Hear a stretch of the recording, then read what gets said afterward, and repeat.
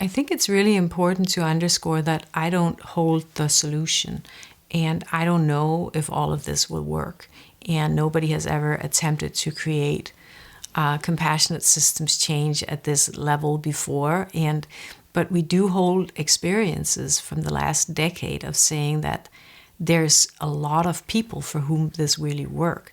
And the most frequent feedback I get for the people where this works, working with compassionate systems change, is it's transformed my life.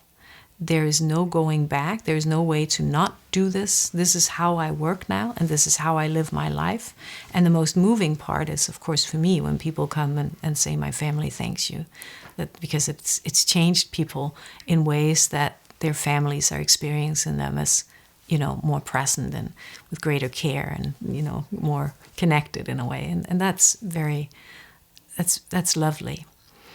So the idea that this framework, because it's as eclectic as it is, it integrates so many different ways of thinking and being and organizing that we know really work, right? All the work that my co-founder Peter has been involved in for decades before we started the Compassionate Systems Framework was all about organizational learning and all of that. And it's been prototyped in organizations for decades. And everything we do that has to do with the inner work is science-based. We know what happens in the brain when we do these things. We know what happens in the bodies when we do these things. We know why it works for people. Everything we do with emotions, it's very kind of eclectically woven into, based on a scientific understanding, the kind of the state of the arts of what we know of how to human, how to relate, and how to do bigger systems, larger systems in a way, it is integrated into the framework. So I think what we can contribute with is, in fact, an organizing framework. Like, for example, right now, one of the things that I find is really concerning with the whole situation in Israel and Palestine right now is aside from the meaningless slaughter of children and innocent people and eradicating infrastructure and all of that is so aggressive, and it pains me to see that. Obviously, I think that's probably the case for most people. But one of the things that even when the UN goes in and says this is genocide or this is not okay, and we have martial courts that are kind of, that's the instance that we've created as a kind of a global entity that can intervene, and it's now not being listened to.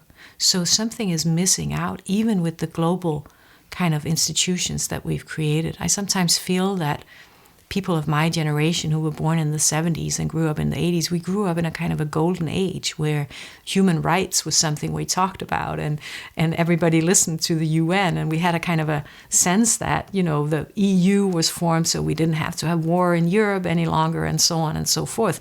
And that seems to be crumbling around our very ears and eyes. I think one of the reasons why that's happening is because we're missing an organizing framework like the Compassionate Systems Framework. We're missing ways in which we can agree on, here are ways we operate, here are tools and strategies that we're using. When we're in disagreement, here's how we're handling it.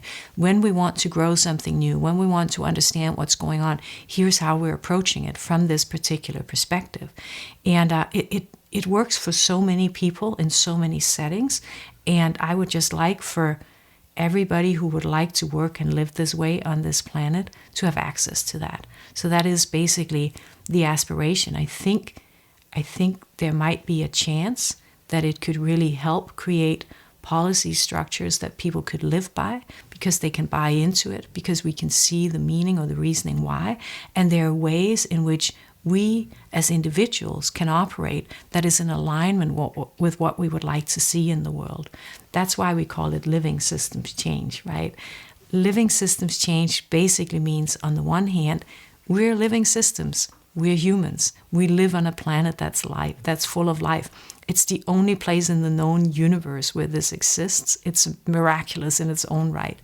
Living systems change is always organic, and it always grows.